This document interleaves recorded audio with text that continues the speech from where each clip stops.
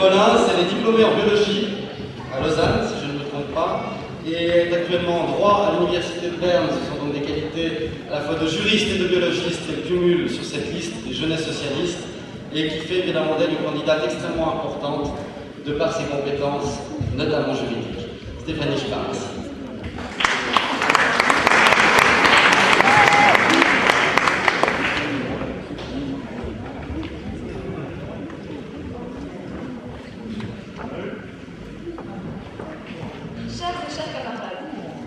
Je me suis engagée aux jeunesses socialistes du Valais roman en premier lieu par réaction. En effet, j'ai cru longtemps que certaines opinions passeraient avec le temps, que notre génération partageait des idées de solidarité et d'ouverture. Malheureusement, c'était là un excès d'optimisme, ou peut-être de naïveté. La peur de l'étranger et l'individualisme sont également très répandus chez les jeunes. Le climat actuel tend malheureusement vers une banalisation de la xénophobie. Les affiches de l'UDC ne suscitent que trop peu de réactions, alors qu'elles sont ouvertement racistes. D'un autre côté, certaines idées rétrogrades concernant le rôle de la femme ne sont pas près de s'éteindre. On entend notamment que la soi-disant explosion de délinquance chez les jeunes serait due au fait que leur mère travaille. La référence à la famille patriarcale est représentée comme un recours face à la perte de repères et à la montée de la violence.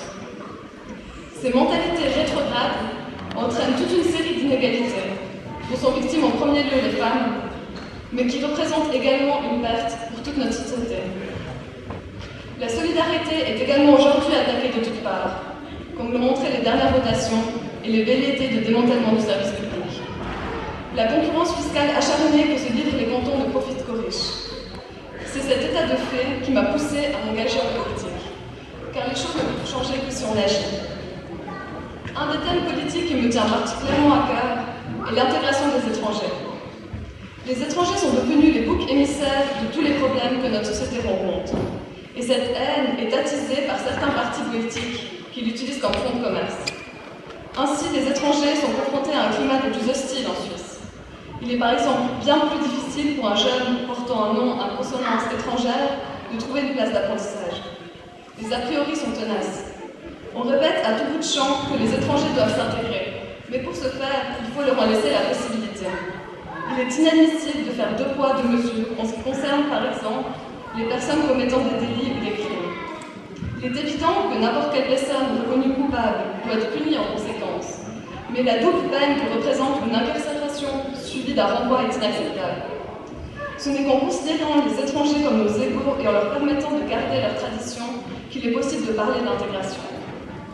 Pour nous, il est donc indispensable de leur accorder le droit de vote et d'éligibilité tant au niveau communal que cantonal et fédéral après un long de séjour en Suisse.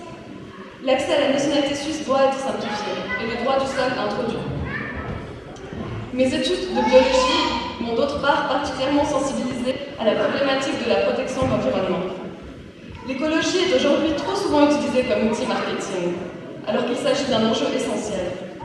C'est un thème à la mode. Et cette prise de conscience collective serait réjouissante s'il n'était pas si évident qu'il s'agit d'un argument électoral, vite balayé à la première confrontation avec les enjeux financiers. Aujourd'hui, le fonctionnement de notre économie est basé sur une augmentation de la croissance, et pour ce faire, de la consommation. Les produits actuels ont une durée de vie très courte, on ne répare plus, on préfère acheter quelque chose de neuf. Ceci entraîne une exploitation toujours plus grande des ressources naturelles et à moyen et long terme, l'épuisement de celles-ci. Notre demande en énergie augmente régulièrement, et bien qu'il soit connu que les réserves de pétrole ne sont pas inépuisables, les énergies renouvelables et les technologies propres à économiser l'énergie ne sont pas assez soutenues. L'énergie nucléaire n'est pourtant pas une solution. Une technologie produisant des déchets qu'on ne sait pas éliminer ne peut être qualifiée de propre. Les pays refusent d'agir par peur de perdre une place dans la grande course au profit mondial.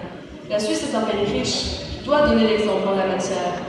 Nous voulons une Suisse responsable et consciente de devoir s'impliquer également au niveau international. Une modification radicale de notre rapport à la consommation est indispensable. Il faut changer nos habitudes, en favorisant des produits locaux et durables, en limitant l'utilisation des emballages et en améliorant le tri des déchets dans les lieux publics, par exemple. Notre consommation d'énergie doit être réduite. Il Il faut concrétiser la société à 2000 watts par des technologies efficaces. Ces transformations doivent être appliquées par la voie législative, car les mesures facultatives ne sont pas suffisamment efficaces. Il faut se donner les moyens de faire respecter ces lois.